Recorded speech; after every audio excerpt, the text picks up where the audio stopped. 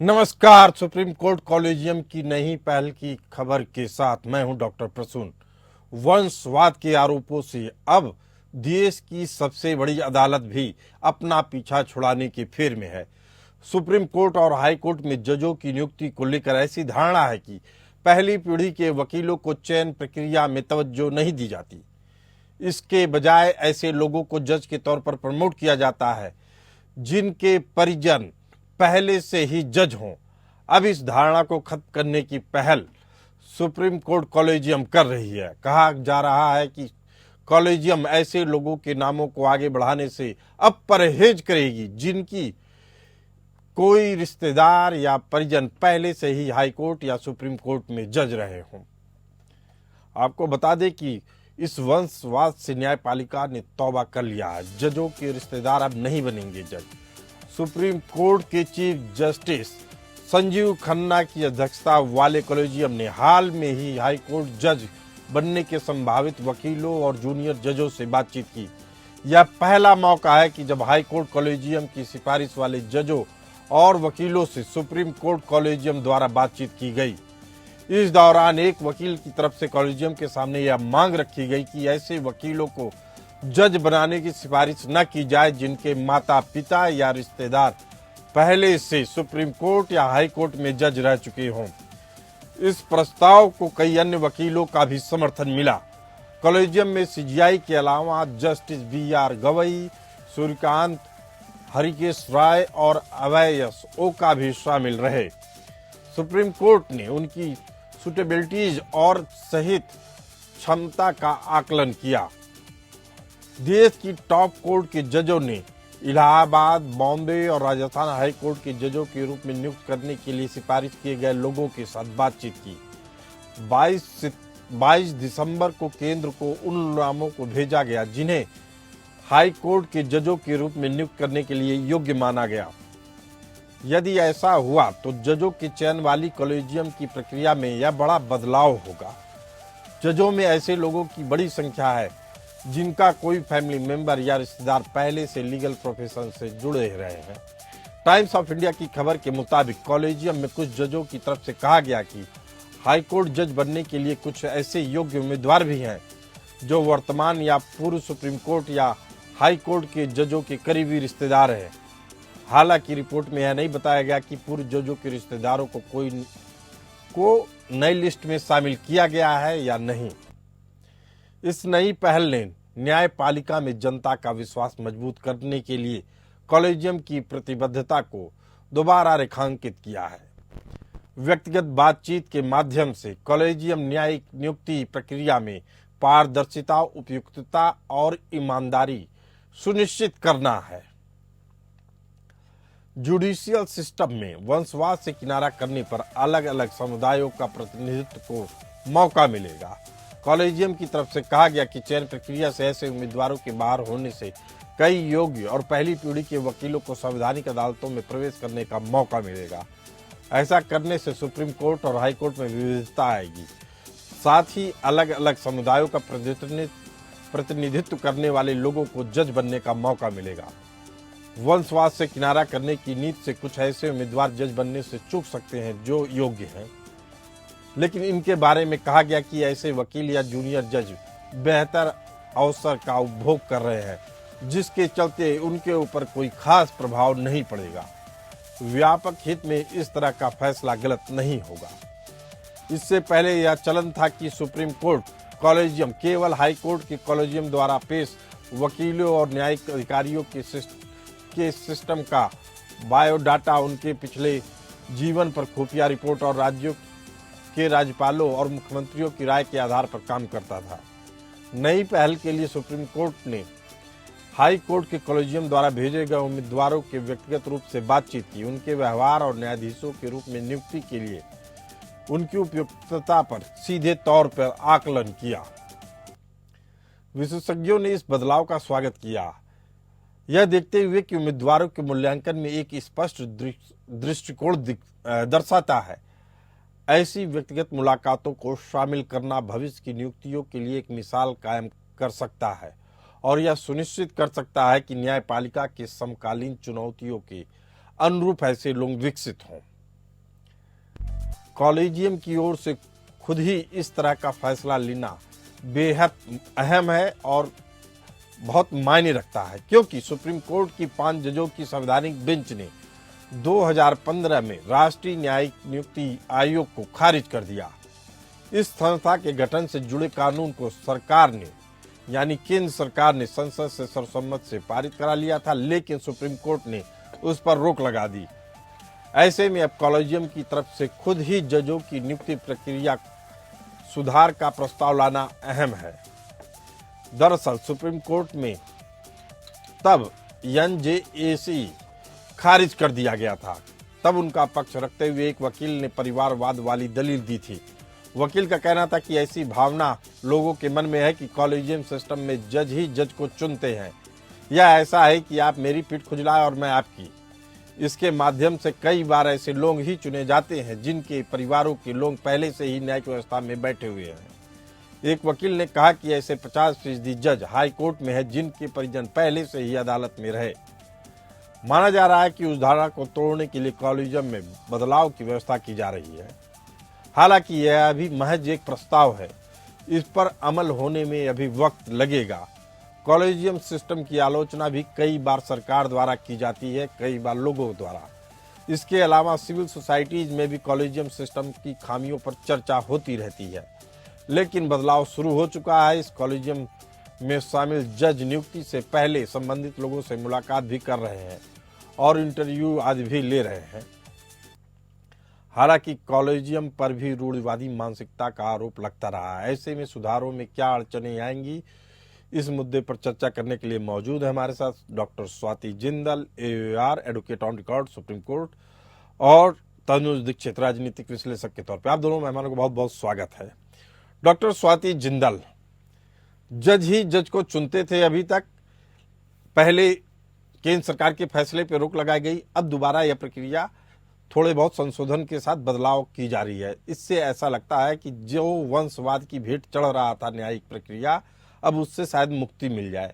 आप इसे केंद्र सरकार के दबाव में लिया गया फैसला मानती हैं, या इस वंशवाद से वास्तव में न्यायिक प्रक्रिया को मुक्ति दिलाना है? देखिए प्रसून जी, मैं ये कहूंगी कि वंशवाद एक ऐसी चीज है जो हर प्रोफेशन में उठाई जाती है।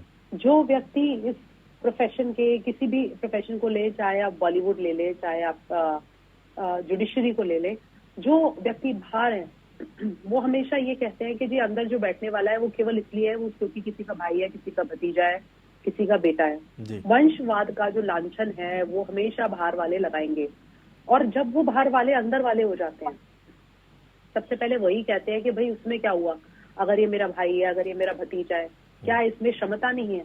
इसकी क्षमता को देखिए, इसके रिश्ते को मत देखिए आप। तो मैं ये नहीं कहूंगी कि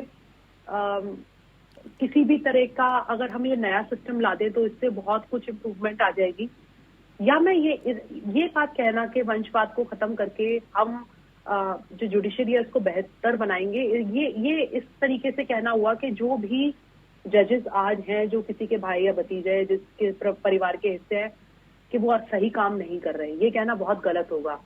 अब ये नया सिस्टम आया है, ये उन लोगों की उन लोगों का ये मांग थी जो अभी तक फर्स्ट जनरेशन लॉयर्स हैं, उनका कहना था कि भाई हमें मौका नहीं मिल रहा। बट इस बात से मैं पूरी तरह सहमत इसलिए भी नहीं होना चाहूंगी क्योंकि जो लोग वाकई योग्य हैं, क्या केवल उनको इसीलिए हम बाहर कर दें क्योंकि वो किसी और सिटिंग जज के या कोई सिटिंग जज रह चुके हैं? डॉक्टर स्वाति जिंदल, आप बेहद अहम बात कह रही हैं, लेकिन सवाल यही उठता है कि अगर ऐसे योग्य व्यक्तियों का चुनाव न्यायिक आयोग करे तो क्या दिक्कत थी? सवाल फिर उठता है कि आप न्यायिक आयोग पे तो अड़चन लगाते हैं, उसके गठन में अड़चन लगाते हैं। आप कहते हैं कि ये जैसे कर्मचारी चयन आयोग है उसके जरिए चुनाव होता है, ऐसे ही अगर न्यायिक आयोग चुने तो क्या दिक्कत है? प्रसून जी देखिए, अब हमारी जो डेमोक्रेसी है वो केवल इसलिए चल रही है क्योंकि हमने एग्जीक्यूटिव, लेजिस्लेचर और जुडिशरी को 3 डिफरेंट खंबे बना रखा है, उनको आपस में कनेक्ट नहीं करा हुआ। कोई भी जो कनेक्ट है वो सिर्फ चेक्स एंड बैलेंसेस का है, ताकि हम ये इंश्योर कर सके कि ये तीनों जो पार्ट्स हैं वो इंडिपेंडेंटली वर्क करें। ऐसे में अगर हम एक आयोग का गठन कर देते हैं तो कहीं ना कहीं जो जुडिशरी की इंडिपेंडेंस है वो डॉक्टर कॉम्प्रोमाइज स्वाति होगी। जिंदल, अगर आपकी बात मान ली जाए तो यह माना जा सकता है कि फिर वही है कि चंद परिवार ही डिसाइड करेंगे कि कौन योग्य है कौन योग्य नहीं है। हम ऐसा क्यों मान के चले शुक्ला नहीं जी? नहीं, ये आप इसलिए मुझे है, चुन तो बताइए लीजिए कि क्या आज की डेट 50%। में जैसा मैंने नहीं कहा, एक वकील ने ही कहा कि 50% हाई कोर्ट में जजों के रिश्तेदार है, इससे इनकार नहीं किया जा सकता है। तो क्या वो 100 में से 50 लोग एक कोटे के जरिए भर्ती हो रहे हैं? इसी चयन प्रक्रिया पे ही सवाल है। हमारे साथ मौजूद है तनुज दीक्षित, राजनीतिक विश्लेषक। इससे क्या मैसेज जाता है जब वकील खुद आरोप लगाते हैं कि नए लोगों को मौका नहीं मिलता है, पुराने वाले लोगों को वरीयता दी जाती है, खासकर जब वो मुकदमा लड़ते हैं तब भी जज अगर मालूम चलता है उनको कि किसी जज का बेटा है तो उसको वरीयता दी जाती है। नए लड़कों को या महिलाओं को या लड़कियों को, नए वकीलों को उस तरीके से मौका नहीं मिलता है। आप खुद भी वकील हैं तनुज दीक्षित जी, आपको क्या लगता है इन आरोपों में कितनी सच्चाई है? देखिए, बिल्कुल मैं इससे सहमत हूँ, क्योंकि एक जो वकील होता है वो अपनी क्वालिटी ऑफ वर्क और अपनी एबिलिटी के दम पर जो है न्यायालय में प्रकरण को उस स्तर तक लेकर आता है जिससे वो अपना नाम और एक अपनी मजबूती के साथ बुनियाद बनाता है।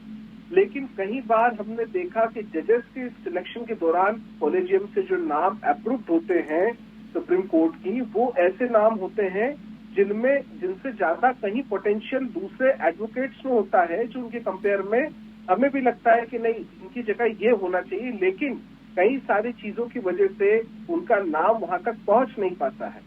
ऐसे में निश्चित रूप से सुप्रीम कोर्ट की जो एक कॉलेजियम में चेंजेस की जो पहल है, जिसमें इंटरव्यू सेशन के लिए एक उनकी तरफ से प्रस्तावना रखी गई है, ये बेहद ही जरूरत थी इस समय प्रसून जी, और बहुत ही स्वागत योग्य फैसला है। स्वागत योग्य फैसला है। बस यही समझना चाह रहा हूं मैं कि ये पहल सीजीआई संजीव खन्ना जी की है, व्यक्तिगत पहल है, या वास्तव में कॉलेजियम चाहता है इस तरह का? चूंकि कॉलेजियम पे भी आरोप लगे हैं, आरोप लगा है कि इसमें भी आधे जज वैसे ही होते हैं जो वंशवादी प्रकृति से आते हैं। जी देखिए, पहल किसी की भी हो, सबसे बड़ी महत्वपूर्ण चीज ये है कि ऐसी एक शुरुआत होने जा रही है जो अभी तक के इतिहास में पहले ऐसी व्यवस्थाएं नहीं थी। कहीं ना कहीं हमें इनकी तारीफ ये करनी चाहिए कि चाहे जस्टिस सीजीआई का ये फैसला हो या पूरी कॉलेजियम के जो 4 सदस्य होते हैं उनका ये फैसला हो, कहीं ना कहीं बहुत महत्वपूर्ण फैसला है। और नेपोटिज्म जिससे हर कहीं क्षेत्रों में कार्यों में बहुत फर्क पड़ता है, नेपोटिज्म एक ऐसी इस तरीके से देखा जाता है और उससे में कहीं ना कहीं बहुत अच्छे टैलेंट को दबा दिया जाता है, बहुत अच्छे लोगों को दबा दिया जाता है। ऐसे में ये जो मौका है, क्योंकि खुद साक्षात्कार यानी इंटरव्यू देने का मौका मिलेगा, अपने आप की काबिलियत आप खुद बता सकते हैं कि आप जो चीज चाह रहे हैं उसके लिए आप कितने काबिल हैं। जी स्वाति जिंदल हमारे साथ मौजूद हैं। स्वाति जी, न्यायिक कार्यों की समीक्षा की जाती है, जजों के इंटेलिजेंस ब्यूरो की रिपोर्ट ली जाती है, राज्यपाल द्वारा बढ़ाए गए सीएम के विचारों को रखा जाता है और न्याय विभाग की टिप्पणियों पर भी गौर किया जाता है। इसके बाद चुनाव होता है किसी जज का। यह सारी प्रक्रियाएं यथावत रखते हुए एक न्यायिक आयोग का गठन कर दिया जाए तो इसमें क्या बुराई है, आपसे समझना चाहूंगा। देखिए, मैं आपको यही बताना चाह रही हूँ प्रसून जी, अगर हम भाई भतीजावाद की बात करें या अगर हम न्यायिक आयोग की ही बात कर ले, देखिए न्यायिक आयोग का ये जो 2015 में एक ये विचार आया था और पार्लियामेंट ने इसको पास भी कर दिया था इस कानून को, बट उस टाइम इस पे सुप्रीम कोर्ट ने रोक लगाई थी। कारण उसका यही था कि किसी भी तरह की आउटसाइड इन्फ्लुएंस सुप्रीम कोर्ट जजेस के गठन में नहीं चाहता। अगर ये आउटसाइड इन्फ्लुएंस आ जाता है तो फिर जुडिशरी की इंडिपेंडेंस कहाँ रही, आप मुझे बताइए। अभी भी जो सुप्रीम कोर्ट ने ये पहल करी है कि जितने भी कैंडिडेट्स हैं, चाहे वो एडवोकेट्स हों, चाहे वो निचली अदालतों में जजेस हों जिनका हाई कोर्ट या सुप्रीम कोर्ट में आना संभव है, या जो एलिजिबल हैं, उनका साक्षात्कार किया जाए। ये बहुत अच्छी पहल है जाहिर तौर पर, क्योंकि हम अभी तक सिर्फ कागज देखते थे। कागज से भी उनकी परफॉर्मेंस पता लगती है, एक जो सीक्रेट रिपोर्ट उनकी पास्ट लाइफ की होती है उससे भी उनकी परफॉर्मेंस और उनका बैकग्राउंड चेक होता है। बट इस बात को नहीं झुटलाया जा सकता कि फेस टू फेस एक जो साक्षात्कार उसको कहे या इंटरैक्शन कहे, आई थिंक वो बेटर वर्ड होगा, उससे एक इंसान का जो शख्सियत है, जो उसका व्यक्तित्व है, उसका अंदाजा लगाना बहुत बेहतर है। स्पेशली क्योंकि वो कॉलेजियम के सीनियर मोस्ट जजेस हैं, उन्हें कहीं ना कहीं एक आइडिया रहता है कि वो क्या ढूंढ रहे हैं आने वाले जज में। तो ये अगर हम ये प्रोसेस इंडिपेंडेंट रखें बिना किसी other influence like the executive और लेजिस्लेचर, तो वो बेहतर होगा। अगर सभी कुछ मर्ज हो जाए, अगर जजेस वहां पर रहेंगे, कौन जजेस आएंगे कौन नहीं आएंगे, इसमें भी अगर दूसरी जो विंग्स हैं जिसे हम कहते हैं डेमोक्रेसी के, अगर वो इंटरफेयर करने लग जाएं, तो हम ये नहीं कह पाएंगे कि हमारी जुडिशरी इंडिपेंडेंट है किसी हद तक। जी, अगर आपकी बात मान ली जाए स्वाति जी, फिर एक बड़ा सवाल उठता है कि न्यायिक आयोग पे अगर न्यायिक आयोग का गठन होता है उसमें भी जज ही रहेंगे, और या मान लिया जाए कि अगर इसमें कोई राजनीतिक हस्तक्षेप होगा तो यह उसी तरीके से होगा जैसे निचली अदालतों में चयन प्रक्रिया होती है जजों के चयन की, उनको ही प्रमोट करके आगे बढ़ाया जाए। इसमें क्या दिक्कत है डॉक्टर स्वाति जी? अगर हम निचली अदालतों के जजेस को ही प्रमोट करके आगे बढ़ाएं, तो वो जो एक बहुत ही वैल्यूएबल पूल है हमारे पास उन वकीलों का जो सालों से प्रैक्टिस करते आ रहे हैं और बहुत निपुण हो गए हैं अपनी अपनी एरिया ऑफ प्रैक्टिस में, क्या हमारे जो जुडिशरी है उससे वंचित नहीं रहेगी? आप अभी भी देखिए प्रसून जी, अगर आप हायर कोर्ट्स देखते हैं, अभी हाई कोर्ट देखें या सुप्रीम कोर्ट देखें, ऐसे जजेस जिनको एलिवेट किया गया है, जो अभी तक एडवोकेट रहे थे और सीधा उनको एलिवेट करके जज बनाया गया है, चाहे हाई कोर्ट हो चाहे सुप्रीम कोर्ट हो, उनका जो परफॉर्मेंस है बहुत ही क्रेडिबल है। वो उनकी जो केस समझने की जो क्षमता है, और इतने तरह का उन्होंने काम किया हुआ था, इतने साल की प्रैक्टिस की गई होती है उनसे, उनकी जो क्षमता है उसके ऊपर उंगली नहीं उठाई जा सकती। क्या आप उन जजेस को केवल इसलिए पिनलाइज कर रहे हैं क्योंकि वो किसी के भाई या किसी के भतीजे हैं? मेरा नहीं, इससे कोई इनकार नहीं कर रहा है। बात बस यही हो रही है कि क्या अगर 100 जजों का चयन होगा और आप ही की फेटर्निटी से आवाज उठ रही है कि 50% तो आरक्षण एक तरीके का हो गया है कि ये बाप भाई रिश्तेदार पटीदार बीवी बच्चा कोई न कोई आ ही जाता 50% रिजर्वेशन में, तो क्या एक अघोषित प्रक्रिया थी, अघोषित आरक्षण था, इसको आप कैसे निपटेंगे? अभी जो सीजीआई संजीव खन्ना जी हैं, इन तमाम चीज जो आप कह रही हैं उन बातों पे विचार किया होगा उन्होंने, और लेकिन इस प्रक्रिया को आगे बढ़ा रहे हैं तो चारों तरफ से उसका स्वागत हो रहा है। सवाल ये है कि ये chief justice of India Sanjiv Khanna ji अगर ये जो पहल उठा रहे हैं या आगे लेके आ रहे हैं, क्या इसके बारे में पहले नहीं सोचा गया?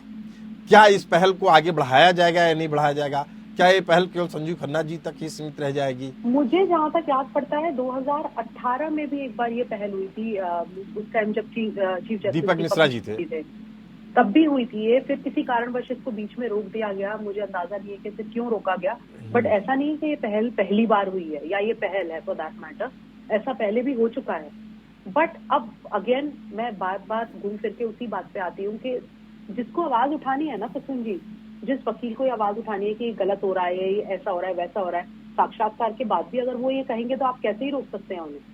नहीं, उन्होंने साक्षात्कार में ही बोल दिया, उन्होंने तो सीजीआई से भी बोल दिया, उनके साथ 4 लोग थे, उन जस्टिस से भी बोल दिया कि भाई इस तरीके की भेदभाव नहीं होना चाहिए।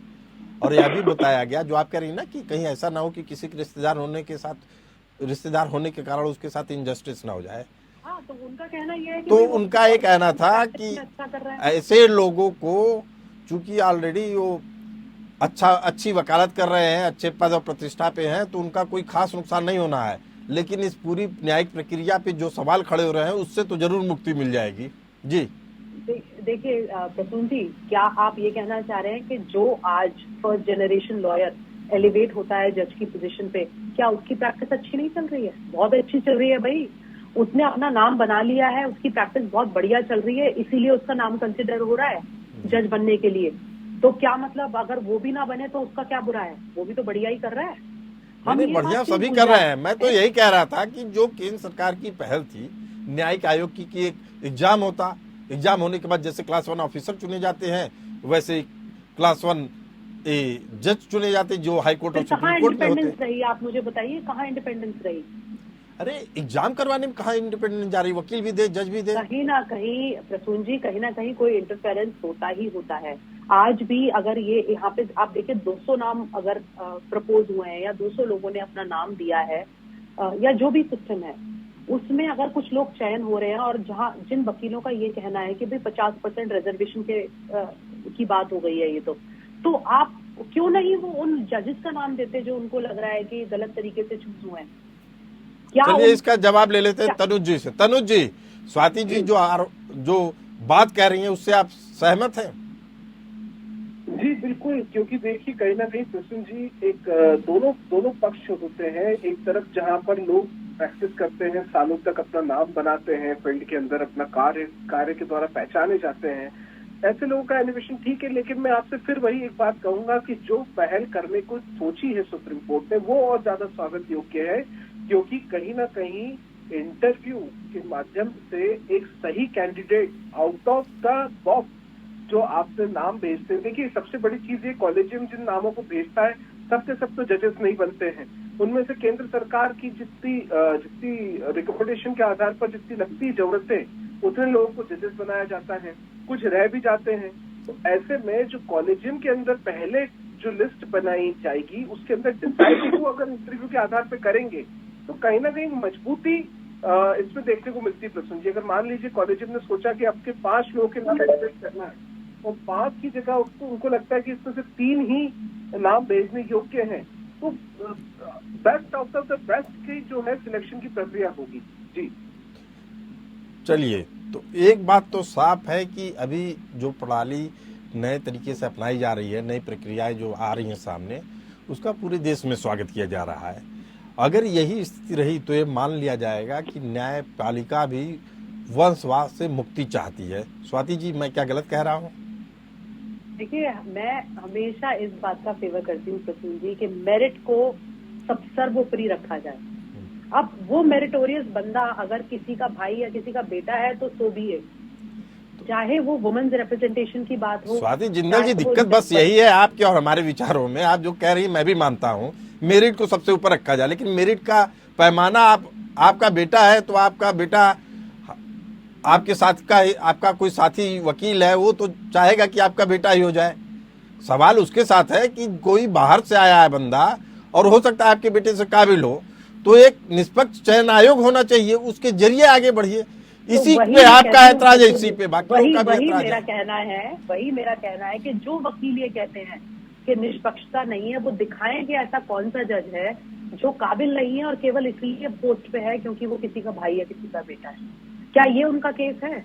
नहीं, उनका ये कहना है कि केवल काबिलियत आपको भाई भतीजों में ही दिखती है, इसी पे ऐतराज है, बाकी किसी पे नहीं है। देखिए, बाकी के 50% तो किसी के भाई भतीजे नहीं है ना। नहीं, लेकिन इस बात पे ऐतराज chief justice of India Sanjiv Khanna ji ने भी जता दिया है। उनकी पहल का पूरे हिंदुस्तान में स्वागत हो रहा है। उसका कोई डॉक्टर स्वाति जिंदल जी, इससे एक मैसेज जाता है कि कुछ विकृतियां तो हैं जिनसे अब सुप्रीम कोर्ट भी निजात पाना चाहती है। आप दोनों चर्चा में आए और अपने विचार रखे, आपका बहुत बहुत धन्यवाद। फिलहाल इस चर्चा में इतना ही, हमें दीजिए इजाजत। चलते रहिए एपीएन न्यूज के साथ।